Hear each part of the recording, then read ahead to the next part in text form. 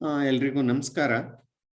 ಮತ್ತೊಂದು ಈ ಒಂದು ಆನ್ಲೈನ್ ತರಗತಿ ಅಥವಾ ವಿಡಿಯೋ ತರಗತಿಗೆ ನಿಮ್ಮೆಲ್ರಿಗೂ ಸ್ವಾಗತವನ್ನು ನಾನು ಕೋರ್ತೇನೆ. ಇವತ್ತಿನ ಈ ಒಂದು ತರಗತಿಯಲ್ಲಿ ಅಥವಾ ಈ ಒಂದು ವಿಡಿಯೋದಲ್ಲಿ ನಾವು ವಿಶ್ವಸಂಸ್ಥೆ ಮತ್ತು ಪರಿಸರ ಕಾಳಜಿಯ ಬಗ್ಗೆ ನಾವು ಚರ್ಚೆ ಮಾಡೋಣ.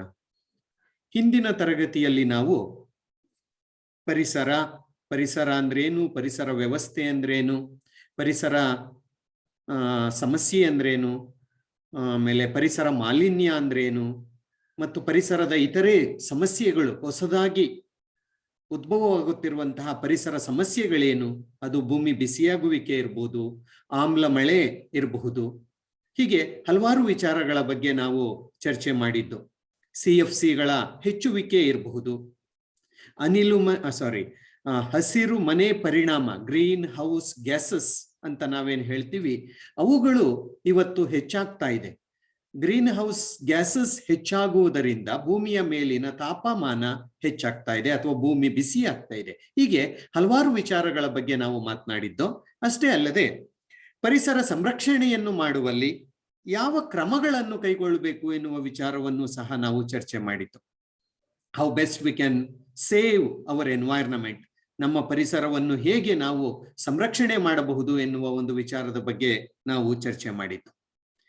ಇವತ್ತಿನ ಒಂದು ತರಗತಿಯಲ್ಲಿ ನಾನು ವಿಶ್ವಸಂಸ್ಥೆ ಒಂದು ಪ್ರಪಂಚದ ಒಂದು ಅಂತಾರಾಷ್ಟ್ರೀಯ ಸರ್ಕಾರವಾಗಿ, ಒಂದು ವಿಶ್ವದ ಒಂದು ಸಂಘಟನೆಯಾಗಿ ಪರಿಸರ ಸಂರಕ್ಷಣೆಯಲ್ಲಿ, ಪರಿಸರವನ್ನು ಕಾಪಾಡುವಲ್ಲಿ, ಈ ಹಸಿರು ಗ್ರಹವನ್ನು ಹಸಿರಾಗಿಯೇ ಉಳಿಸುವಲ್ಲಿ ಏನೆಲ್ಲ ಕೆಲಸವನ್ನು ಮಾಡ್ತಾ ಇದೆ ಅಥವಾ ಏನು ಕಾಳಜಿಯನ್ನು ಅದು ವಹಿಸುತ್ತಿದೆ. ಕನ್ಸರ್ನ್, ಕಾಳಜಿ, ನಿಮಗೆ ಸಿಲೆಬಸ್ ಅಲ್ಲಿರೋದು ಪರಿಸರ ಕಾಳಜಿ ಅಂತಾನೆ ಇದೆ. So what concern does UNO is expressing, or in what way UNO is contributing to environmental protection.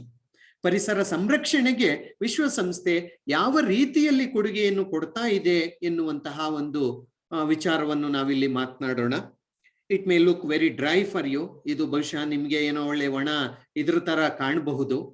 ಏಕೆಂದ್ರೆ ವಿಶ್ವಸಂಸ್ಥೆ ಹಲವಾರು ಪರಿಸರ ಸಮ್ಮೇಳನಗಳನ್ನು ಏರ್ಪಡಿಸಿದೆ.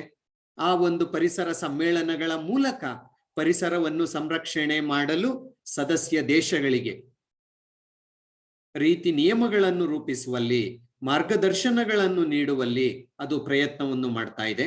ಹಾಗಾಗಿ ವಿಶ್ವಸಂಸ್ಥೆ ಏನೆಲ್ಲ ಕೆಲಸವನ್ನು ಈ ನಿಟ್ಟಿನಲ್ಲಿ ಪರಿಸರ ಸಂರಕ್ಷಣೆ ಮಾಡುವಲ್ಲಿ ಏನೆಲ್ಲ ಕೆಲಸವನ್ನು ಮಾಡಿದೆ, ದೇರ್ ಇಸ್ ನೋ ಡೌಟ್ ವಿಶ್ವಸಂಸ್ಥೆ ಬಹುದೊಡ್ಡ ಪಾತ್ರವನ್ನು ವಹಿಸಿದೆ. ಏನು 75 ವರ್ಷಗಳ ಒಂದು ಅವಧಿಯಲ್ಲಿ ವಿಶ್ವಸಂಸ್ಥೆ ಕೇವಲ ಯುದ್ಧಗಳನ್ನು ತಡೆದಿರೋದಷ್ಟೇ ಅಲ್ಲ, ಪ್ರಪಂಚದ ಜನರ ಏನದು ಜೀವನ ಮಟ್ಟವನ್ನು ಹೆಚ್ಚಿಸಿದ್ದಷ್ಟೇ ಅಲ್ಲ, ರೋಗ ರುಜಿನಗಳನ್ನು ಕಡಿಮೆ ಮಾಡುವಲ್ಲಿ, ತಡೆಯುವಲ್ಲಿ, ಅಂತಾರಾಷ್ಟ್ರೀಯ ಸಂಬಂಧಗಳನ್ನು ಉತ್ತಮಗೊಳಿಸುವಲ್ಲಿ, ಅದರಲ್ಲೆಲ್ಲ ಬಹುದೊಡ್ಡ ಪಾತ್ರವನ್ನು ವಹಿಸಿದೆ. ಆದರೆ ಪರಿಸರ ಸಂರಕ್ಷಣೆಯಲ್ಲಿಯೂ ಹವಾಮಾನ ಒಂದು ಬದಲಾವಣೆ ಏನಾಗ್ತಾ ಇದೆ ಅದನ್ನು ಸರಿಪಡಿಸುವ ನಿಟ್ಟಿನಲ್ಲಿಯೂ ಬಹುದೊಡ್ಡ ಕೆಲಸವನ್ನು ಮಾಡಿದೆ. ಅದರಲ್ಲಿ ಎರಡು ಮಾತಿಲ್ಲ. ಹಾಗಾದ್ರೆ ಏನ್ ಕೆಲಸ ಮಾಡಿದೆ? Let us try to understand that. ಅದನ್ನು ನಾವಿಲ್ಲಿ ತಿಳಿದುಕೊಳ್ಳೋ ಪ್ರಯತ್ನವನ್ನು ನಾವಿಲ್ಲಿ ಮಾಡೋಣ.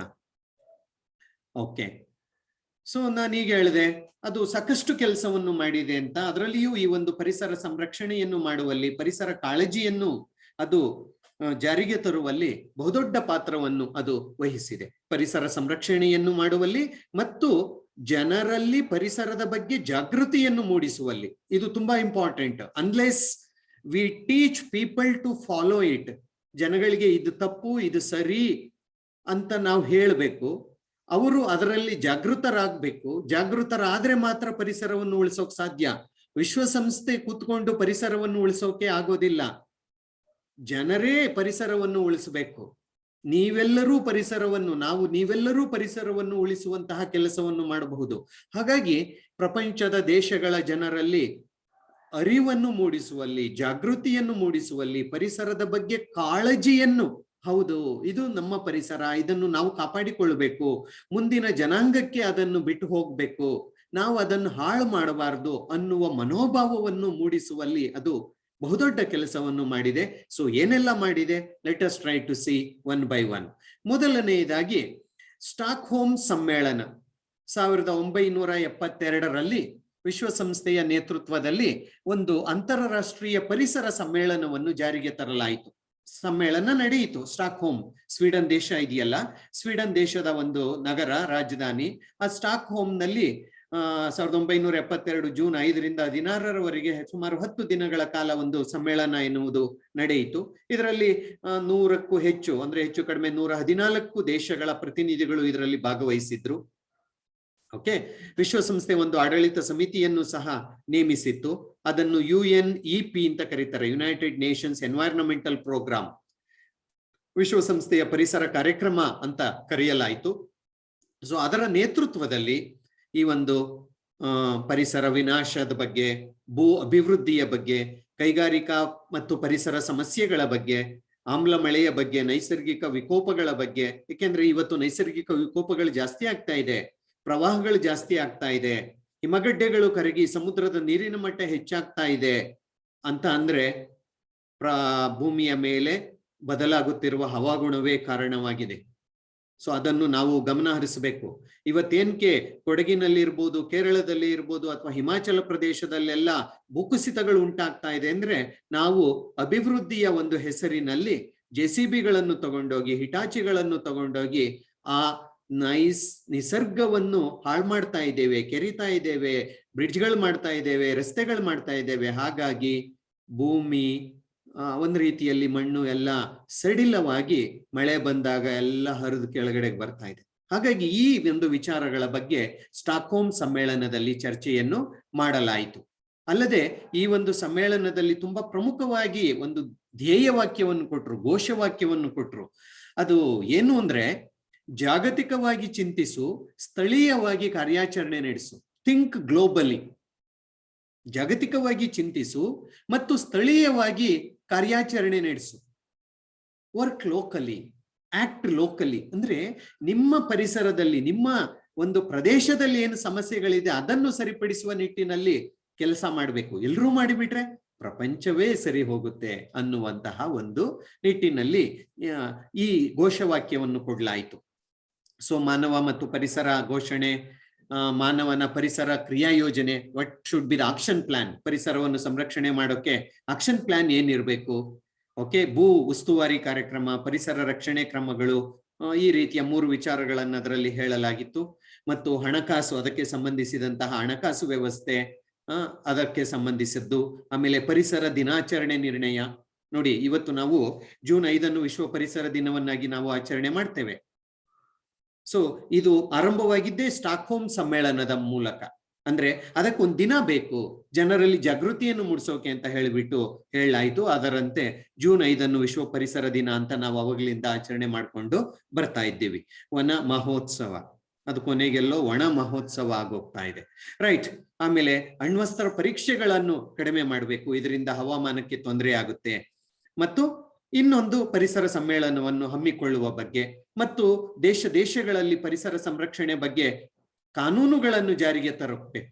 ಎಲ್ಲರೂ ಕಟ್ಟುನಿಟ್ಟಾದ ಕಾನೂನುಗಳನ್ನು ಜಾರಿಗೆ ತರಬೇಕು ಅಂತ ಈ ಒಂದು ಸ್ಟಾಕ್ಹೋಮ್ ಸಮ್ಮೇಳನದಲ್ಲಿ ಚರ್ಚೆ ಮಾಡಲಾಯಿತು.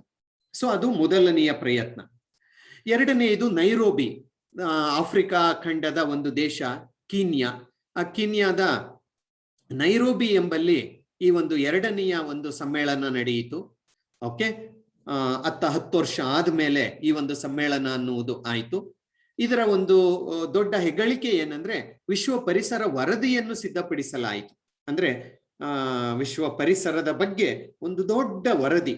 ಪರಿಸರ ಅಂದ್ರೆ ಏನು, ವಿನಾಶ ಹೇಗಾಗ್ತಾ ಇದೆ, ಮಾಲಿನ್ಯ ಹೇಗಾಗ್ತಾ ಇದೆ, ಅದನ್ನು ಹೇಗೆ ತಡೆಗಟ್ಟಬೇಕು ಎನ್ನುವ ಬಗ್ಗೆ ಸಂಬಂಧಿಸಿದಂತೆ ಎಲ್ಲ ಒಂದು ವಿಚಾರಗಳನ್ನು ಆ ಒಂದು ವಿಶ್ವ ಪರಿಸರ ವರದಿಯಲ್ಲಿ ಮಂಡಿಸಲಾಯಿತು.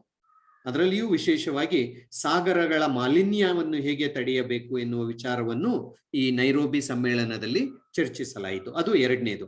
ಮೂರನೆಯದಾಗಿ ಮಾಂಟ್ರಿಯಲ್ ಪ್ರೋಟೋಕಾಲ್. ಅದಾದ 5 ವರ್ಷಕ್ಕೆ 1987ರಲ್ಲಿ ಕೆನಡಾ ದೇಶದ ಮಾಂಟ್ರಿಯಲ್ ಎಂಬ ಒಂದು ನಗರದಲ್ಲಿ ಸುಮಾರು 22 ದೇಶಗಳು ಸಭೆ ಸೇರಿ ಓಝೋನ್ ಪದರವನ್ನು ರಕ್ಷಣೆ ಮಾಡೋಕೆ ಒಂದು ಒಪ್ಪಂದವನ್ನು ಮಾಡಿಕೊಂಡು. ನೋಡಿ, ನಾನು ಹಿಂದಿನ ತರಗತಿಯಲ್ಲಿ ನಾನು ಮಾತನಾಡಿದ್ದೆ, ಓಝೋನ್ ಪದರ ತುಂಬಾ ಪ್ರಮುಖವಾದದ್ದು. ಸೂರ್ಯನಿಂದ ಬರುವಂತಹ ಅತಿಯಾದ ನೇರಳಾತೀತ ಕಿರಣಗಳನ್ನು, ಅಲ್ಟ್ರಾ ವಯೋಲೆಟ್ ರೇಸ್ ಅಂತ ನಾವೇನು ಹೇಳ್ತೀವಿ, ಆ ಅಲ್ಟ್ರಾ ವಯೋಲೆಟ್ ರೇಸ್ ಅನ್ನು ತಡೆದು ಭೂಮಿಗೆ ಬೇಕಿರುವಷ್ಟು ತಾಪಮಾನವನ್ನು ಮಾತ್ರ ನಮ್ಗೆ ಒಳಗಡೆ ಬರೋಕೆ ಅದು ನೀಡುತ್ತೆ. ಆದ್ರೆ ಓಝೋನ್ ಪದರ ಇವತ್ತು ನಾಶವಾಗಿ ಸೂರ್ಯನ ನೇರಳಾತೀತ ಕಿರಣಗಳು ಭೂಮಿಯನ್ನು ತಲುಪ್ತಾ ಇದ್ದಾವೆ. ಭೂಮಿ ಬಿಸಿಯಾಗುವಿಕೆಗೆ ಅದು ಒಂದು ಕಾರಣ. ಹಾಗಾಗಿ ಓಝೋನ್ ಪದರವನ್ನು ರಕ್ಷಣೆ ಮಾಡಬೇಕು ನಾವು ಅಂತ ಹೇಳ್ಬಿಟ್ಟು ಘನೀಕೃತವಾದಂತಹ ಆಮ್ಲಜನಕದ ಒಂದು ಪದರ, ಓಕೆ, ಆ ಒಂದು ಪದರವನ್ನು ರಕ್ಷಣೆ ಮಾಡೋಕೆ ಮಾಂಟ್ರಿಯಲ್ ನಲ್ಲಿ ಸುಮಾರು 22 ದೇಶಗಳು ಸಭೆ ಸೇರಿ ಅದರಲ್ಲಿ ಮಾತುಕತೆಯನ್ನು ಮಾಡಿವೋ. ಓಕೆ, ಆಮೇಲೆ ಅದರಲ್ಲಿ ಇನ್ನೊಂದು ತುಂಬಾ ಪ್ರಮುಖವಾದ ನಿರ್ಣಯವನ್ನು ಅವರು ಅಂಗೀಕರಿಸಿದರು. ಏನಂದ್ರೆ ಕ್ಲೋರೋಫೋಮೋ ಕಾರ್ಬನ್ಸ್, ನಿಮಗೆ ಗೊತ್ತು, CFC ಅನಿಲಗಳು ಅಂತ ಹೇಳ್ತೀವಿ, ಅಥವಾ ಫ್ಲೋರೋ ಕಾರ್ಬನ್ಸ್ ಅಂತ ಹೇಳ್ತೀವಿ.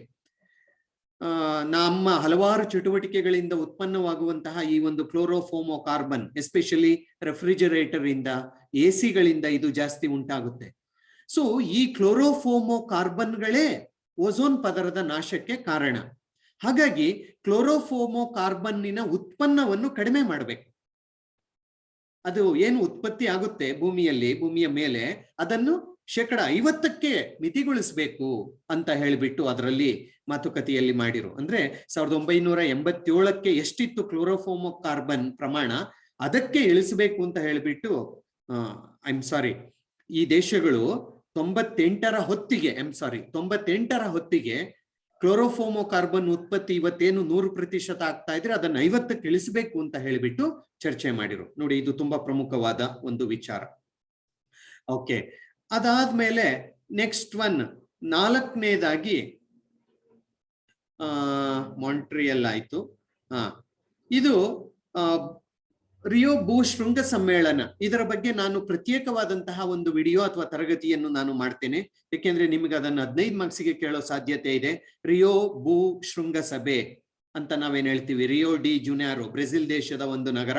ಅಲ್ಲಿ 1992ರಲ್ಲಿ ಪ್ರಪಂಚದಲ್ಲಿ ಮೊಟ್ಟ ಮೊದಲ ಬಾರಿಗೆ ವಿಶ್ವಸಂಸ್ಥೆಯ ನೇತೃತ್ವದಲ್ಲಿ ಭೂ ಶೃಂಗ ಸಭೆ ಎನ್ನುವುದು ನಡೆಯಿತು. ಅರ್ತ್ ಸಮಿಟ್ ಅಂತ ಹೇಳ್ತೀವಿ. ಸೊ ಅದರ ಬಗ್ಗೆ ನಾನು ಪ್ರತ್ಯೇಕವಾಗಿ ಒಂದು ತರಗತಿಯಲ್ಲಿ ನಾನು ಮಾತನಾಡ್ತೇನೆ, ಅಥವಾ ಆ ಒಂದು ವಿಡಿಯೋವನ್ನು ನಿಮಗೆ ನಾನು ಕೊಡ್ತೇನೆ. ಸೊ ಇದು 4ನೆಯ ಪ್ರಯತ್ನ. ಓಕೆ, ಇದಾದ್ಮೇಲೆ 5ನೇದಾಗಿ 1997ರಲ್ಲಿ ದೆಹಲಿಯಲ್ಲಿ ಜಾಗತಿಕ ಹವಾಮಾನ ಬದಲಾವಣೆ ಸಮಾವೇಶ ನಡೆಯಿತು. ಜಾಗತಿಕ ಹವಾಮಾನ ಬದಲಾವಣಾ ಸಮಾವೇಶ ದೆಹಲಿಯಲ್ಲಿ ನಡೆಯಿತು. ಅದು ಒಂದು ಹೆಮ್ಮೆಯ ವಿಷಯ ನಮಗೆ, ಯಾಕೆಂದ್ರೆ ಪರಿಸರ ಸಂರಕ್ಷಣೆಯಲ್ಲಿ ವಿಶ್ವಸಂಸ್ಥೆಯ ನೇತೃತ್ವದಲ್ಲಿ ಗ್ಲೋಬಲ್ ಕ್ಲೈಮೇಟ್ ಚೇಂಜ್ ಮೀಟ್ ಅಂತ ಹೇಳಿಬಿಟ್ಟು ಒಂದು ಸಮ್ಮೇಳನ ದೆಹಲಿಯಲ್ಲಿ ನಡೆಯಿತು. ವಿಶ್ವಸಂಸ್ಥೆಯ ಸದಸ್ಯ ದೇಶಗಳು ಮತ್ತು ಇತರೆ ಸರ್ಕಾರೇತರ ದೇಶಗಳು, ಅದರಲ್ಲಿಯೂ ಅಭಿವೃದ್ಧಿಶೀಲ ದೇಶಗಳು ಈ ಒಂದು ಸಮ್ಮೇಳನದಲ್ಲಿ ಭಾಗವಹಿಸಿದ್ದು. ಸುಮಾರು 3 ದಿನಗಳ ಕಾಲ ಈ ಒಂದು ಸಮ್ಮೇಳನ ಎನ್ನುವುದು ನಡೆಯಿತು. ಇದರಲ್ಲಿ ಹಸಿರುಮನೆ ಅನಿಲಗಳನ್ನು ನಿಯಂತ್ರಣಗೊಳಿಸಬೇಕು, ಅದೇ ಕ್ಲೋರೋಫೋಮೋ ಕಾರ್ಬನ್ಸ್ ಅನ್ನಲ್ವಾ, ಅದನ್ನು ನಿಯಂತ್ರಣಗೊಳಿಸುವ ಬಗ್ಗೆ ಚರ್ಚೆ ಮಾಡಲಾಯಿತು. ಇಂಧನವನ್ನು ಉಳಿಸಬೇಕು.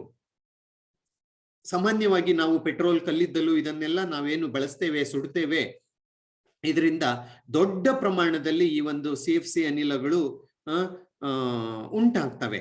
ಸೊ ಅದನ್ನೆಲ್ಲ ನಾವು ಕಡಿಮೆ ಮಾಡಬೇಕು. ಬಡತನ, ಪರಿಸರ ಮತ್ತು ಸಂಪನ್ಮೂಲ ನಿರ್ವಹಣೆ ಹಾಗೂ ಅಭಿವೃದ್ಧಿ ಹೊಂದಿದ ಮತ್ತು ಅಭಿವೃದ್ಧಿ ಹೊಂದದ ದೇಶಗಳ ನಡುವೆ ಸಹಕಾರದ ಅವಶ್ಯಕತೆಯ ಬಗ್ಗೆ ಇದರಲ್ಲಿ ಚರ್ಚೆ ಮಾಡಲಾಯಿತು. ಬಡತನ ನಿವಾರಣೆ ಇರಬಹುದು, ಪರಿಸರ ಮತ್ತು ಸಂಪನ್ಮೂಲ ನಿರ್ವಹಣೆ.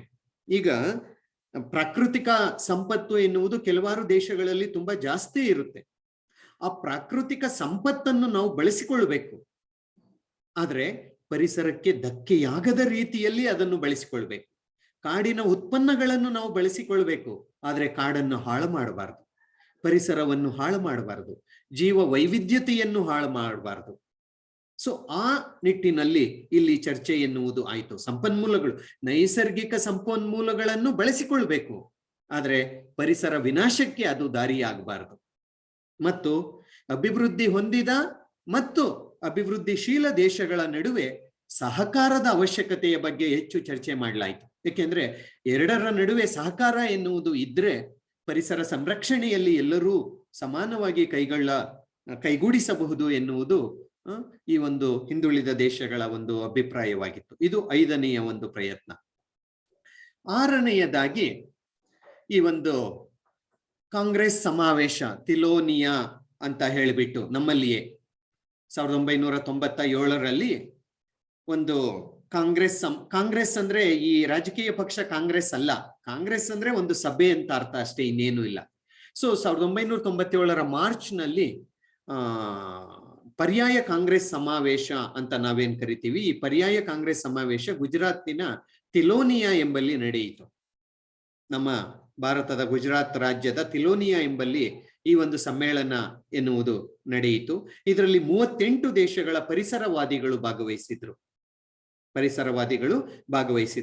ಸುಸ್ಥಿರ ಪರಿಸರ ಅಭಿವೃದ್ಧಿಯಲ್ಲಿ ಜನರ ಪಾತ್ರ ನೋಡಿ, ಸಸ್ಟೈನಬಲ್ ಡೆವಲಪ್ಮೆಂಟ್ ಅಂತ ಹೇಳ್ತೀವಿ, ಸುಸ್ಥಿರ ಅಭಿವೃದ್ಧಿ ಅಂತ ಹೇಳ್ತೀವಿ. ಅಂದ್ರೆ ಪರಿಸರವನ್ನೂ ಸಂರಕ್ಷಣೆ ಮಾಡ್ಕೊಳ್ಬೇಕು, ಅಭಿವೃದ್ಧಿಯೂ ಆಗ್ಬೇಕು. ಇಟ್ ಈಸ್ ನಾಟ್ ದಟ್ ಅಭಿವೃದ್ಧಿಯ ಹೆಸರಿನಲ್ಲಿ ಕಾಡನ್ನು ಹಾಳು ಮಾಡೋದು ಅಥವಾ ಪರಿಸರವನ್ನು ಹಾಳು ಮಾಡೋದು ಮುಖ್ಯ ಅಲ್ಲ. ಪರಿಸರವನ್ನೂ ಉಳಿಸಿಕೊಳ್ಳಬೇಕು, ಜೊತೆಗೆ ಅಭಿವೃದ್ಧಿಯೂ ಆಗ್ಬೇಕು. ಹಾಗಂತ ಹೇಳ್ಬಿಟ್ಟು ನಾವು ಅಭಿವೃದ್ಧಿ ಆಗದೇ ಇರೋಕ್ಕಾಗಲ್ಲ. There should be some sort of development, but not at the cost of destroying, ruining environment. ಪರಿಸರವನ್ನು ಹಾಳು ಮಾಡಿ ಅಭಿವೃದ್ಧಿಯನ್ನು ಮಾಡೋದಲ್ಲ. ಸೊ ಆ ನಿಟ್ಟಿನಲ್ಲಿ ಜನರ ಪಾತ್ರ ಏನು, ಸುಸ್ಥಿರ ಅಭಿವೃದ್ಧಿಯನ್ನು ಹೇಗೆ ಕೈಗೊಳ್ಳಬಹುದು ಎನ್ನುವ ವಿಚಾರದ ಬಗ್ಗೆ ಚರ್ಚೆಯನ್ನು ಮಾಡಿ ಜನರಿಗೆ ಜಾಗೃತಿಯನ್ನು ಮೂಡಿಸುವಂತಹ ಕೆಲಸವನ್ನು ಈ ಒಂದು ತಿಲೋನಿಯಾ ಕಾಂಗ್ರೆಸ್ ಮಾಡ್ತು ಅಂತ ನಾವು ಹೇಳ್ಬೋದು. ಇದಾದ್ಮೇಲೆ 7ನೇದು 1997ರಲ್ಲಿಯೇ ಕೊಯೋಟೋ ಪ್ರೋಟೋಕಾಲ್ ಅಂತ ಹೇಳಿಬಿಟ್ಟು, ಜಪಾನಿನಲ್ಲಿದೆ ಈ ಒಂದು ನಗರ ಕೊಯೋಟೋ ಅಂತ ಹೇಳಿಬಿಟ್ಟು, ಅಲ್ಲಿ ವಿಶ್ವಸಂಸ್ಥೆಯ ಹವಾಮಾನ ಬದಲಾವಣೆಯ 3ನೆಯ ಒಂದು ಸಮಾವೇಶ ಅಲ್ಲಿ ನಡೆಯಿತು.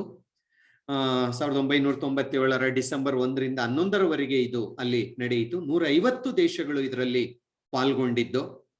ಓಕೆ, ಇದರ ಪ್ರಮುಖ ವಿಚಾರ ಭೂಮಿ ಬಿಸಿಯಾಗುವಿಕೆ, ಗ್ಲೋಬಲ್ ವಾರ್ಮಿಂಗ್ ಅಂತ ನಾವೇನು ಹೇಳ್ತೀವಿ, ಭೂಮಿಯ ಮೇಲಿನ ಉಷ್ಣಾಂಶ ಏನು ಹೆಚ್ಚಾಗ್ತಾ ಇದೆ ಅಂತ ನಾವೇನು ಹೇಳ್ತೀವಿ. ಸೊ ಅದಕ್ಕೆ ಕಾರಣ ಹಸಿರು ಮನೆ ಅನಿಲಗಳು, ಕ್ಲೋರೋಫೋಮೋ ಕಾರ್ಬನ್ಸ್. ಸೊ ಅದರ ಬಗ್ಗೆನೇ ಹೆಚ್ಚಿನ ಒಂದು ಚರ್ಚೆ ಎನ್ನುವುದು ಆಯಿತು. ಅಷ್ಟೇ ಅಲ್ಲ, ಅದರ ಬಗ್ಗೆ ಚರ್ಚೆಯನ್ನು ಮಾಡಿದ್ದಷ್ಟೇ ಅಲ್ಲ, ಅಭಿವೃದ್ಧಿಶೀಲ ದೇಶಗಳ ನಡುವೆ ಕ್ಲೋರೋಫೋಮೋ ಕಾರ್ಬನ್ಸ್ ಉತ್ಪಾದನೆಯ ಬಗ್ಗೆ, ಏಕೆಂದ್ರೆ ಅಭಿವೃದ್ಧಿ ಹೊಂದಿದ ದೇಶಗಳೇ ಹೆಚ್ಚಾಗಿ ಈ ಒಂದು ಹಸಿರು ಮನೆ ಅನಿಲಗಳನ್ನು ಉತ್ಪಾದನೆ ಮಾಡ್ತಾ ಇದ್ದದ್ದು. ಜಾಗತಿಕ ಬಿಸಿಯಾಗುವಿಕೆಗೆ, ಭೂಮಿ ಬಿಸಿಯಾಗುವಿಕೆಗೆ ಹೆಚ್ಚಿನ ಒಂದು ಕೊಡುಗೆಯನ್ನು ಕೊಡ್ತಾ ಇರೋದೇ ಅಭಿವೃದ್ಧಿ ಹೊಂದಿದಂತಹ ದೇಶಗಳು, ಅಂದ್ರೆ ಮಾರಕವಾಗಿ ಕೆಲಸ ಮಾಡ್ತಾ ಇರೋದು. ಹಾಗಾಗಿ ಈ ಹಿಂದುಳಿದ ದೇಶ ಮತ್ತು ಮುಂದುವರೆದ ದೇಶಗಳ ನಡುವೆ ಭಾರಿ ವಿವಾದಗಳು, ಭಿನ್ನಾಭಿಪ್ರಾಯಗಳು, ವ್ಯತ್ಯಾಸಗಳು ತಲೆದೋರಿದ್ದೋ. ಅಷ್ಟೇ ಅಲ್ಲ, ಒಂದು ರೀತಿ ಚೌಕಾಸಿಯೂ ಸಹ ಎರಡರ ನಡುವೆ ಆಯಿತು, ಕುಡುಕೊಳ್ಳುವಿಕೆಯೂ ಸಹ ಆಯಿತು.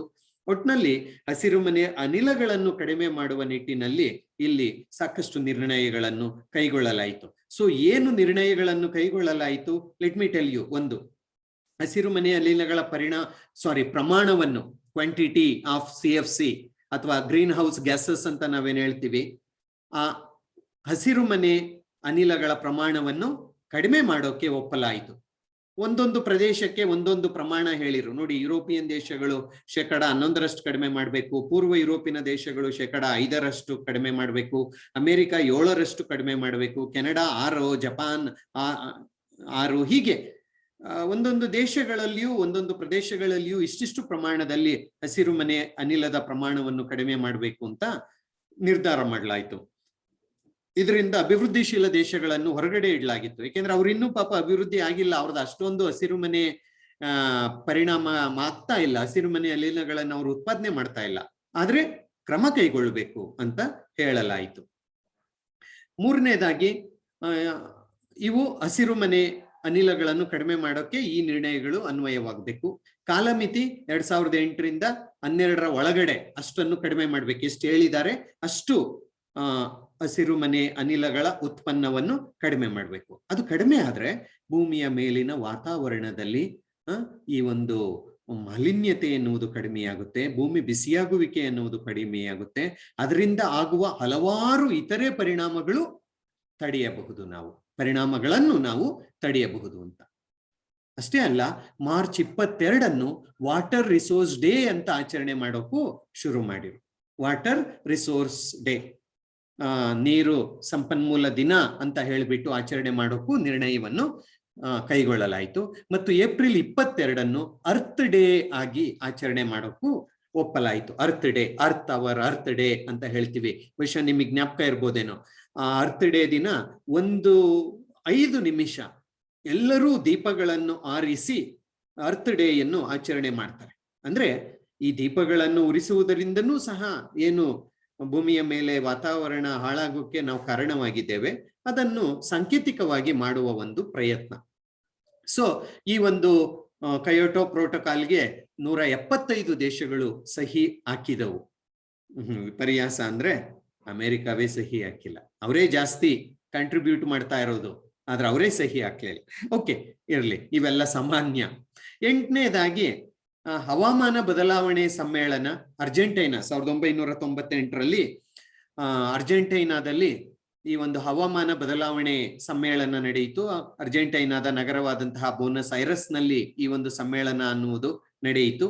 ಇದರ ಮೂಲ ಉದ್ದೇಶ ಜಪಾನಿನಲ್ಲಿ ನಡೆದ ಕೊಯೋಟೋ ಸಮ್ಮೇಳನದಲ್ಲಿ ಜಾರಿಗೆ ಬಂದಂತಹ ಆ ಒಂದು ಪ್ರೋಟೋಕಾಲ್ ಅನ್ನು, ನಿರ್ಣಯಗಳನ್ನು ಯಾವ ರೀತಿ ಜಾರಿಗೆ ತರಬೇಕು ಅನ್ನುವ ವಿಚಾರವನ್ನು ಇಲ್ಲಿ ಚರ್ಚೆ ಮಾಡಲಾಯಿತು. ಮತ್ತು ತಂತ್ರಜ್ಞಾನ ವರ್ಗಾವಣೆ ಇರಬಹುದು, ಮುಂದುವರೆದ ದೇಶಗಳಿಂದ ಹಿಂದುಳಿದ ದೇಶಗಳಿಗೆ ತಂತ್ರಜ್ಞಾನ ವರ್ಗಾವಣೆ ಇರಬಹುದು, ಸ್ವಚ್ಛತೆ ಮತ್ತು ಅಭಿವೃದ್ಧಿ ತಂತ್ರ ಇರಬಹುದು, ಮತ್ತು ಹಸಿರುಮನೆ ಅನಿಲಗಳ ಕಡಿತ ಹೇಗೆ ಸಾಧ್ಯ, ಇವುಗಳನ್ನು ಅಲ್ಲಿ ಚರ್ಚೆ ಮಾಡಲಾಯಿತು. ಸೊ ಅನಂತರ 2000ರಲ್ಲಿ ಹೇಗ್ ನಗರದಲ್ಲಿ, 2001ರಲ್ಲಿ ಬಾನ್ ನಗರದಲ್ಲಿ, ಮಕಾರೇಶ್ ನಲ್ಲಿ, ದೆಹಲಿ, ಮಿಲಾನ್, ಟ್ಯೂನಸ್, ಐರಸ್, ಮಾಂಟ್ರಿಯಲ್, ನೈರೋಬಿ, ಬಾಲಿ, ಪೋಯ್ಗ್ನ, ಕೋಪನ್ಹೇಗನ್ ಮುಂತಾದ ಕಡೆ ಈ ಒಂದು ಹವಾಮಾನ ವಿಶ್ವಸಂಸ್ಥೆಯ ನೇತೃತ್ವದಲ್ಲಿ ಹವಾಮಾನ ಬದಲಾವಣಾ ಸಮ್ಮೇಳನಗಳು ನಡೆದವು. 9ನೇದಾಗಿ ಜೋಹಾನ್ಸ್ಬರ್ಗ್ನ ಪರಿಸರ ಸಮ್ಮೇಳನ, ಇದು ಸಹ ತುಂಬಾ ಪ್ರಮುಖವಾದದ್ದು. 2002ರಲ್ಲಿ ಇದು ನಡೆಯಿತು. 180 ದೇಶಗಳು ಇದರಲ್ಲಿ ಭಾಗವಹಿಸಿದ್ದು ನಿಮ್ಗೆ ಗಮನದಲ್ಲಿರಲಿ. 180 ದೇಶಗಳಲ್ಲಿ 172 ದೇಶಗಳು ಬಡ ದೇಶಗಳಾಗಿತ್ತು. ಅಂದ್ರೆ ಅರ್ಥ, ಶ್ರೀಮಂತ ದೇಶಗಳಿಗೆ ಪರಿಸರ ಸಂರಕ್ಷಣೆ ಮಾಡುವಲ್ಲಿ ಆಸಕ್ತಿ ಇಲ್ವಾ ಸಾರ್ ಅಂತ ಅಲ್ಲ, ಆಸಕ್ತಿ ಇದೆ. ಆದ್ರೆ ಈ ಹಸಿರು ಮನೆ ಅನಿಲ ಬೇರೆ ಬೇರೆ ಪ್ರಮಾಣಗಳನ್ನು ಕಡಿತ ಮಾಡುವಲ್ಲಿ ಅವರಿಗೆ ಕಡಿತ ಮಾಡಿದ್ರೆ ಇನ್ನೇನೋ ಅಭಿವೃದ್ಧಿ ಕುಂಠಿತವಾಗೋಗುತ್ತೆ, ಇನ್ನೇನೋ ನಿಂತೋಗುತ್ತೆ ಎನ್ನುವಂತಹ ಒಂದು ಇದು. ಹಾಗಾಗಿ ಬಡದೇಶಗಳಿಗೆ ಹೆಚ್ಚಿನ ಕಾಳಜಿ. ಸೊ ಇಲ್ಲಿ ಹೆಚ್ಚು ಬಡದೇಶಗಳು ಭಾಗವಹಿಸಿದ್ದು. ಇವು ಜಾಗತಿಕ ತಾಪಮಾನ ಏರಿಕೆ ಬಗ್ಗೆ ಆತಂಕ ವ್ಯಕ್ತಪಡಿಸಿದ್ದು. ಓಕೆ, ಮತ್ತು ಅಭಿವೃದ್ಧಿ ಹೊಂದಿದ ದೇಶಗಳು ಬಡ ದೇಶಗಳಿಗೆ ಸಹಕಾರವನ್ನು ನೀಡುವ ಮೂಲಕ ನಾವು ಸಹ ಪರಿಸರ ಮಾಲಿನ್ಯಕ್ಕೆ ಕೈ ಜೋಡಿಸದಂತೆ ನೀವೆಲ್ಲ ನಮಗೆ ಸಹಕಾರ ಮಾಡಬೇಕು, ತಂತ್ರಜ್ಞಾನ ವರ್ಗಾವಣೆ ಮುಂತಾದ ರೀತಿಯಲ್ಲಿ ಅಂತ ಕೇಳ್ಕೊಂಡ. ಇದು ಜೋಹಾನ್ಸ್ಬರ್ಗ್ ಸಮ್ಮೇಳನ. 10ನೇದಾಗಿ ಬಾಲಿ ಸಮ್ಮೇಳನ, ಬಾಲಿ ಹವಾಮಾನ ಸಮ್ಮೇಳನ. ಓಕೆ, ಬಾಲಿಯಲ್ಲಿ 2007ರಲ್ಲಿ ಈ ಒಂದು ಬಾಲಿ ಸಮ್ಮೇಳನ ಎನ್ನುವುದು ನಡೆಯಿತು. ಡಿಸೆಂಬರ್ 3ರಿಂದ 14ರವರೆಗೆ ಇದರಲ್ಲಿ 190 ದೇಶಗಳು ಭಾಗವಹಿಸಿದ್ದು. ಒಟ್ಟು 10,000 ಪ್ರತಿನಿಧಿಗಳು ಈ ಒಂದು ಬಾಲಿ ಹವಾಮಾನ ಬದಲಾವಣೆ ಸಮ್ಮೇಳನದಲ್ಲಿ ಭಾಗವಹಿಸಿದ್ದು. ವಿಶ್ವಸಂಸ್ಥೆಯ ಎಲ್ಲಾ ಸದಸ್ಯ ದೇಶಗಳು 2020ರ ವೇಳೆಗೆ 25%ರಿಂದ 40% ಇಂಗಾಲದ ಡೈಆಕ್ಸೈಡ್ ಉತ್ಪನ್ನವನ್ನು ಕಡಿಮೆ ಮಾಡಬೇಕು ಅಂತ ನಿರ್ಣಯವನ್ನು ಅಂಗೀಕರಿಸಿದರು. ಇಂಗಾಲದ ಡೈಆಕ್ಸೈಡ್ ನಮ್ಮ ಕೈಗಾರಿಕೆಗಳಿಂದ, ಕಲ್ಲಿದ್ದಲು ಉರುವಿಕೆಯಿಂದ, ವಾಹನಗಳನ್ನು ಅತಿಯಾಗಿ ಬಳಸೋದ್ರಿಂದ ಇಂಗಾಲದ ಡೈಆಕ್ಸೈಡ್ ಅನ್ನು ನಾವು ವಾತಾವರಣಕ್ಕೆ ಬಿಡುಗಡೆ ಮಾಡ್ತಾ ಇದ್ದೇವೆ. ಇದು ಭೂಮಿಯ ಬಿಸಿಯಾಗುವಿಕೆಗೆ ಪ್ರಮುಖವಾದಂತಹ ಒಂದು ಕಾರಣವಾಗಿದೆ. ಸೊ ಹಾಗಾಗಿ 1920ರ ವೇಳೆಗೆ ಹೆಚ್ಚು ಕಡಿಮೆ ಪ್ರಪಂಚದ ಎಲ್ಲಾ ದೇಶಗಳು ಸಹ ತಾವು ಉತ್ಪಾದನೆ ಮಾಡುತ್ತಿರುವಂತಹ ಇಂಗಾಲದ ಡೈಆಕ್ಸೈಡ್ ನಲ್ಲಿ 25%ರಿಂದ 40% ಕಡಿತಗೊಳಿಸಬೇಕು ಅಂತ ಹೇಳಿಬಿಟ್ಟು ಚರ್ಚೆ ಮಾಡಿರು. ಬಹುತೇಕ ನಿರ್ಣಯಗಳು ಇವತ್ತು ಇನ್ನೂ ಜಾರಿಗೆ ಬಂದಿಲ್ಲ. ಪರಿಸರವನ್ನು ನಾವು ಅವ್ಯಾತಹವಾಗಿ ಹಾಳು ಮಾಡ್ತಾ ಇದ್ದೇವೆ. ಅಭಿವೃದ್ಧಿಯ ಹೆಸರಿನಲ್ಲಿ ನಾವು ಹಾಳು ಮಾಡ್ತಾ ಇದ್ದೇವೆ. ಅತಿಯಾಗಿ ವಾಹನಗಳನ್ನು ನಾವು ಬಳಸ್ತಾ ಇದ್ದೇವೆ. ಕಾಡನ್ನು ಕಡಿದು ನಾಡನ್ನು ಮಾಡ್ತಾ ಇದ್ದೇವೆ. ಮರಗಿಡಗಳನ್ನು ನಾವು ಕಡಿತಾ ಇದ್ದೇವೆ. ಇವತ್ತು ನಾವು ಕರೋನಾ ಸಮಯದಲ್ಲಿ ಆಮ್ಲಜನಕಕ್ಕಾಗಿ, ನಿಮಗೆ ಗೊತ್ತಿದೆ, ಏಪ್ರಿಲ್ ಮೇ ತಿಂಗಳಲ್ಲಿ ಆಮ್ಲಜನಕಕ್ಕಾಗಿ ಎಷ್ಟು ಹಾಹಾಕಾರ ಎದ್ದಿತ್ತು ಅಂತ ಹೇಳಿಬಿಟ್ಟು. ಬಹುಶಃ ನಾವು ಪರಿಸರವನ್ನು ಸರಿಯಾಗಿ ನೋಡಿಕೊಂಡ್ರೆ ಈ ರೀತಿಯ ಒಂದು ಹಾಹಾಕಾರ ಕಡಿಮೆ ಆಗುತ್ತೆ ಅನ್ನುವುದು. ಸೊ ವಿಶ್ವಸಂಸ್ಥೆ ಹಲವಾರು ಪ್ರಯತ್ನಗಳನ್ನು ಮಾಡ್ತಾ ಇದೆ. ಆದ್ರೆ ನಾವು ಅದನ್ನು ಸರಿಯಾಗಿ ಜಾರಿಗೆ ತಂದಿದ್ದೀವಾ, ನಾವು ಅದನ್ನು ಆಚರಣೆ ಮಾಡ್ತಾ ಇದ್ದೀವಾ ಎನ್ನುವುದು ಬಹುದೊಡ್ಡ ಪ್ರಶ್ನೆ. It's a very big question, ದೊಡ್ಡ ಪ್ರಶ್ನೆ. ವೈಯಕ್ತಿಕವಾಗಿ ನಾವು ಎಷ್ಟು ಅದನ್ನು ಪಾಲನೆ ಮಾಡ್ತಾ ಇದ್ದೇವೆ ಎನ್ನುವುದನ್ನು ನಾವೆಲ್ಲರೂ ಪ್ರಶ್ನೆ ಮಾಡ್ಕೊಳ್ಬೇಕಾಗುತ್ತೆ. We have to ask ourselves, ನಾನು in what way I am contributing to environment sustenance, ಪರಿಸರ ಸಂರಕ್ಷಣೆಯಲ್ಲಿ ನಾನು ಏನು ಕೊಡುಗೆಯನ್ನು ಕೊಡ್ತಾ ಇದ್ದೇನೆ. ಎಲ್ಲಾದ್ರೂ ಆಗೋ ಕಡೆ ನಾವೆಲ್ಲಾದ್ರೂ ಗಿಡ ಮರಗಳನ್ನು ಬೆಳೆಸ್ತಾ ಇದ್ದೀವಾ? ಪ್ಲಾಸ್ಟಿಕ್ ಬಳಸೋದಿಲ್ಲ ಅಂತ ಹೇಳಿಬಿಟ್ಟು ಕೈಚೀಲಗಳನ್ನೇ ಅಂಗಡಿಗೆ ಹೋಗಿ ಸಾಮಾಂತರಕ್ಕೆ ಬಳಸ್ತಾ ಇದ್ದೀವಾ? ಇವೆಲ್ಲ ಸಣ್ಣ ಪುಟ್ಟವು, ನಾವು ಮಾಡಿದ್ರೆ ಸಾಕು. ಬೇರೆಯವ್ರು ಮಾಡ್ತಾರಾ ಇಲ್ವಾ? ನೋ. ಬೇರೆಯವ್ರಿಗೆ ಹೇಳೋಣ ಮಾಡಿದ್ರೆ ವೆಲ್ ಅಂಡ್ ಗುಡ್. ನಾನೊಬ್ಬ ಮಾಡಿದ್ರೆ ಏನಾಗುತ್ತೆ? Well, that will be our contribution. ನಿಮ್ಗೆ ಆ ನೆಮ್ಮದಿಯಾದ್ರೂ ಇರುತ್ತಾ? Yes, I am doing my bit. ನನ್ನಿಂದ ಏನಾಗುತ್ತೆ, ನಾನು ಅದನ್ನು ಮಾಡ್ತಾ ಇದ್ದೇನೆ ಎನ್ನುವಂತಹ ಒಂದು ನೆಮ್ಮದಿ ಇರುತ್ತೆ ಅಲ್ವಾ? ಸೊ ಆ ಒಂದು ನಿಟ್ಟಿನಲ್ಲಿ ಇವೆಲ್ಲ ವಿಶ್ವಸಂಸ್ಥೆ ಪರಿಸರ ಸಂರಕ್ಷಣೆ ಮಾಡುವಲ್ಲಿ ಕೈಗೊಂಡಂತಹ ಕ್ರಮಗಳು. ಓಕೆ, ಯಾವ್ಯಾವ ಅನಿಲಗಳನ್ನು ಕಡಿಮೆ ಮಾಡಬೇಕು, ಹೇಗೆ ಪರಿಸರವನ್ನು ಉಳಿಸಬೇಕು ಎನ್ನುವುದರ ಬಗ್ಗೆ ಸದಸ್ಯ ದೇಶಗಳಿಗೆ ವಿಶ್ವಸಂಸ್ಥೆ ಆಗಿಂದಾಗ್ಗೆ ಬಹುದೊಡ್ಡ ಒಂದು ವರದಿಗಳನ್ನು ಕೊಡುವ ಮೂಲಕ, ಮಾರ್ಗದರ್ಶನಗಳನ್ನು ಕೊಡುವ ಮೂಲಕ, ಎಚ್ಚರಿಕೆಯನ್ನು ಕೊಡುವ ಮೂಲಕ ಅದು ಪರಿಸರ ಸಂರಕ್ಷಣೆಯಲ್ಲಿ ಕೆಲಸವನ್ನು ಮಾಡ್ತಾ ಇದೆ ಎನ್ನುವುದನ್ನು ನಾವು ಗಮನದಲ್ಲಿಡಬೇಕು. ನೋಡಿ, ನಾನು ಈ PPTಲಿ ನಾನು ನಿಮಗೆ ಒಂದು ಲಿಸ್ಟೇ ಕೊಟ್ಟಿದ್ದೀನಿ.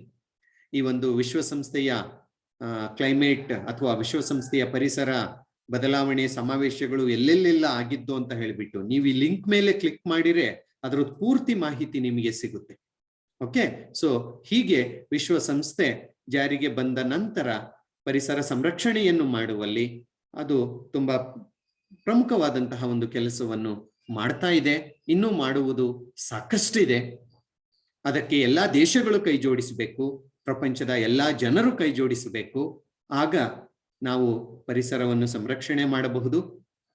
ಪರಿಸರದಿಂದ, ಪರಿಸರ ಬದಲಾವಣೆಯಿಂದ, ಏಕೆಂದ್ರೆ ನಾನು ಯಾವುದೋ ಒಂದು ವರ್ಕ್ಶಾಪ್ ಅಲ್ಲಿ ಟ್ರೈನಿಂಗ್ ಅಲ್ಲಿ ಇದ್ದಾಗ ಒಬ್ರು ವಿಜ್ಞಾನಿಗಳು ಬಂದಿದ್ರು. ಅವರು ಹೇಳ್ತಾ ಇದ್ರು, ಭೂಮಿಯ ಮೇಲೆ ಏನು ನಾವು ತಾಪಮಾನ ಅಂತ ಹೇಳ್ತೀವಲ್ವಾ, ಸಾಮಾನ್ಯವಾಗಿ ಈಗ ಪರಿಸರದಲ್ಲಿ ಒಂದು 25 ಡಿಗ್ರಿ ಇರ್ಬೋದು ನಿಮ್ಮ ಮನೆ ಹತ್ರ ಏನದು ಟೆಂಪರೇಚರು.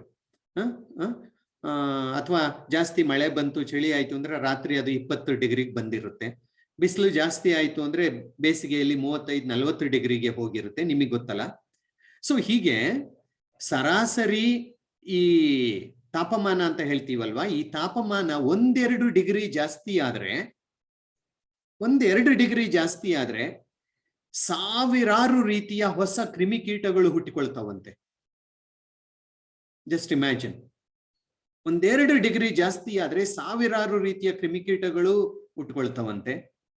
1-2-3 ಡಿಗ್ರಿ ಕಡಿಮೆ ಆದ್ರೆ ಇನ್ನೊಂದಷ್ಟು ಸಾವಿರ ಸಂಖ್ಯೆಯ ಕ್ರಿಮಿಕೀಟಗಳು ಸಾಯ್ತವೆ ಅಥವಾ ಹುಟ್ಟಿಕೊಳ್ತವೆ. ಹಾಗಾಗಿ ಈ ಭೂಮಿಯ ತಾಪಮಾನ ನೋಡಿ, ಈ ಭೂಮಿಯ ತಾಪಮಾನ ಹೇಗಿದೆ ಅಂದ್ರೆ ನಮಗೆ ಕರೆಕ್ಟ್ ಆಗಿದೆ. It is livable. ಮನುಷ್ಯರಿಗೆ, ಪ್ರಾಣಿಗಳಿಗೆ, ಪಕ್ಷಿಗಳಿಗೆ, ಸಕಲ ಜೀವಿಗಳಿಗೆ ಜೀವನ ಮಾಡೋಕೆ ಸರಿಯಾದ ವಾತಾವರಣವನ್ನು ಕಲ್ಪಿಸಿಕೊಟ್ಟಿದೆ ನೋಡಿ ಭೂಮಿ. ಓಕೆ, ಈ ಭೂಮಿಯ ಮೇಲೆ ಆ ಒಂದು ಓಝೋನ್ ಪದರ ಸೂರ್ಯನಿಂದ ಬರುವ ಅತಿಯಾದಂತಹ ಕಿರಣಗಳನ್ನು ತಡೆದು ಈ ಭೂಮಿಯನ್ನು, ಇಲ್ಲ ಅಂದಿದ್ರೆ ಭೂಮಿ ಸಹ ಒಂದು ಮಂಗಳ ಗ್ರಹ ಆಗೋಗಿರೋದು, ಕೆಂಪು ಗ್ರಹ ಆಗೋಗಿರೋದು. ಅಷ್ಟು ಶಾಖ ಭೂಮಿಯಿಂದ ಸೂರ್ಯನಿಂದ ಬರುತ್ತೆ. ಆದ್ರೆ ಈ ಓಝೋನ್ ಪದರ ಅದನ್ನು ತಡೆದಿದೆ. ಹಸಿರು ಮನೆ, ಗ್ರೀನ್ ಹೌಸ್ ಅಂತ ಮಾಡ್ತೀರಲ್ಲ, ತರಕಾರಿ ಬೆಳೆಯೋಕೆ, ಹೂ ಬೆಳೆಯೋಕೆ. ಸೊ ಅದನ್ನು ನೀವು ಜ್ಞಾಪಕ ಮಾಡ್ಕೊಳ್ಳಿ. ಏನಕ್ಕೆ ಮಾಡ್ತೀವಿ ಅದನ್ನ? ಹೊರಗಡೆಯಿಂದ ಬಿಸಿಲು ಜಾಸ್ತಿ ಬೀಳದಂತೆ ಅಥವಾ ಮಳೆ ಜಾಸ್ತಿ ಬೀಳದಂತೆ ಆ ಬೆಳೆಯನ್ನು ಸಂರಕ್ಷಣೆ ಮಾಡೋಕೆ ಅಥವಾ ಕೀಟಗಳು ಬರದಂತೆ ತಡೆಯೋಕೆ. ಸೊ ಇದು ಒಂದು ರೀತಿ ಆ ಹಸಿರು ಮನೆಯನ್ನು ನೀವು ಭೂಮಿಗೆ ಹೋಲಿಸಿ, ಭೂಮಿಯು ಅದೇ ರೀತಿ ಇದೆ. ನಮ್ಗೆ ಎಷ್ಟು ಬೇಕೋ ಅಷ್ಟು ಶಾಖವನ್ನು ಮಾತ್ರ ಈ ಒಂದು ಓಝೋನ್ ಪದರ ನಮಗೆ ಬಿಡುತ್ತೆ. ಆದರೆ ನಮ್ಮ ಕೆಲಸಗಳಿಂದ, ಕೈಗಾರಿಕೆಗಳಿಂದ, ಅತಿಯಾದ ಕಲ್ಲಿದ್ದಲನ್ನು ಬಳಸುವುದರಿಂದ, ಎಸಿಗಳನ್ನು ಬಳಸುವುದರಿಂದ, ಇಂಗಾಲದ ಡೈಆಕ್ಸೈಡ್ ಇರ್ಬೋದು, ಕ್ಲೋರೋಫೋಮೋ ಕಾರ್ಬನ್ಸ್ ಇರ್ಬೋದು, ಇದನ್ನೆಲ್ಲ ನಾವು ಹೆಚ್ಚಾಗಿ ಬಳಸ್ತಾ ಇದ್ದೇವೆ, ಹೆಚ್ಚಾಗಿ ಉತ್ಪಾದನೆ ಮಾಡ್ತಾ ಇದ್ದೇವೆ. ಹಾಗಾಗಿ ಸೂರ್ಯ, ಪ್ರಕೃತಿ ಸರಿಯಾಗಿದೆ, ಆದ್ರೆ ನಮ್ಮ ಈ ಒಂದು ಕೈಗಾರಿಕೀಕರಣದಿಂದ, ಬೇರೆ ಬೇರೆ ಕೆಲಸಗಳಿಂದ ನಾವು ಹೆಚ್ಚು CFCಗಳನ್ನು ಉತ್ಪಾದನೆ ಮಾಡಿ ವಾತಾವರಣಕ್ಕೆ ಬಿಡ್ತಾ ಇದ್ದೇವೆ. ಅವು ಆಚೆ ಹೋಗಕ್ಕಾಗುತ್ತಾ? ಆಗಲ್ಲ. ಘನೀಕೃತವಾದಂತಹ ಓಝೋನ್ ಪದರ ಇದೆ, ಅದಿರ್ಲೇಬೇಕು. ಅವು ಹೊರಗಡೆ ಹೋಗಕ್ ಆಗೋದಿಲ್ಲ, ಆಯ್ತಾ? ಸೊ ಅವಿಲ್ಲೇ ಇರ್ತವೆ. ಹಾಗಾಗಿ ಭೂಮಿಯ ಮೇಲಿನ ತಾಪಮಾನ ಹೆಚ್ಚಾಗ್ತಾ ಇದೆ. ಇದೇ ಹಸಿರು ಮನೆ ಪರಿಣಾಮ.